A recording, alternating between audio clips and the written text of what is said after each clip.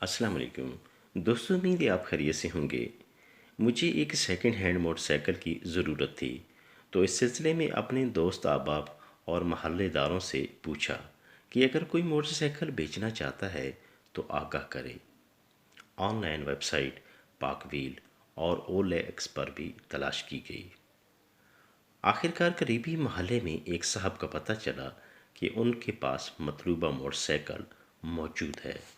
لہٰذا ان سے رابطہ کیا گیا تو فرمانے لگے کہ میں تو کسی کام کے سلسلے میں گھر سے باہر ہوں، البتہ موٹر سائیکل گھر پر موجود ہے اور چھوٹا بھائی بھی گھر پر ہی ہے۔ آپ وہاں جا کر موٹر سائیکل کا معائنہ کر لیں، اگر پسند آ گیا تو ریٹ طے کر لیں گے۔ مقررہ وقت کے مطابق ان کے گھر پہنچ گیا۔ چھوٹا بھائی گھر پر ہی موجود تھا، بڑی محبت سے ملا اور موٹر سائیکل باہر نکال کر لے آیا، جسے بغور چیک کیا گیا اور کاغذات کی جانچ بھی کی گئی۔ ابھی میں موٹر سائیکل کی چیکنگ کر ہی رہا تھا کہ وہ چھوٹا بھائی بولا، بھائی جان، اس میں فلاں فلاں نقائص بھی ہیں جو کہ شاید آپ نے محسوس نہیں کیے۔ بعد میں گلہ نہ دینا، لینا دینا تو نصیب کی بات ہے، لیکن آپ کو مکمل حقائق کا پتہ ہونا چاہیے۔ اس نوجوان کی بات سن کر میں چونکا کہ واقعی ان نقائص کا مجھے معلوم نہ ہو سکا، اور یہ تھے بھی ایسے کہ جنہیں ایک ماہر مکینک ہی سمجھ سکتا تھا۔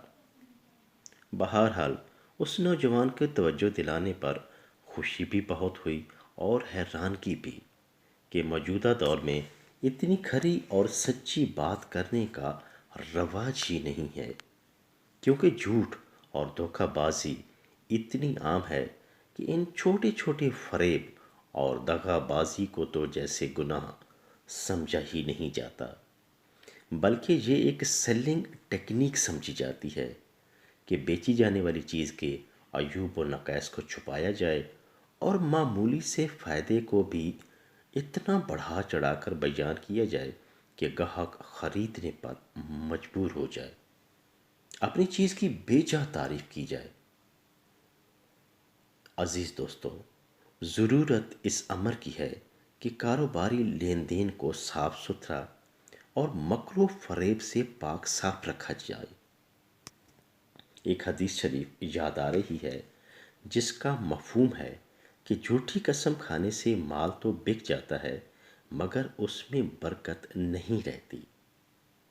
تجارت اور لین دین کا ایک زرعی اصول سمجھا دیا گیا ہے کہ کاروبار میں برکت چاہتے ہیں تو صاف گوئی اور درست حقائق کو گاہک کو ہمیشہ بتائیں، گاہک کے ساتھ دھوکہ بازی نہ کریں، جھوٹ نہ بولیں، اپنی چیز کو اتنا بڑھا چڑھا کر بیان کریں، ایسی ایسی کوالٹیاں گنوائی جائیں جو کہ اس میں سرے سے موجود ہی نہ ہوں۔ تو اس طرح اگر آپ غلط بیانی سے کام لیں گے تو آپ کا وہ جو روزی ہوگی وہ حلال اور جائز طریقے سے نہیں ہوگی۔ تو دوستو، ہمیں خود بھی سچ بولنا چاہیے اور اس نوجوان جیسے ایماندار اور صاف لوگوں کی حوصلہ افزائی کرنی چاہیے، تاکہ یہ نیکی کا سلسلہ اور یہ نیکی اور اچھائی ہمارے معاشرے میں پھیلتی پھولتی چلی جائے۔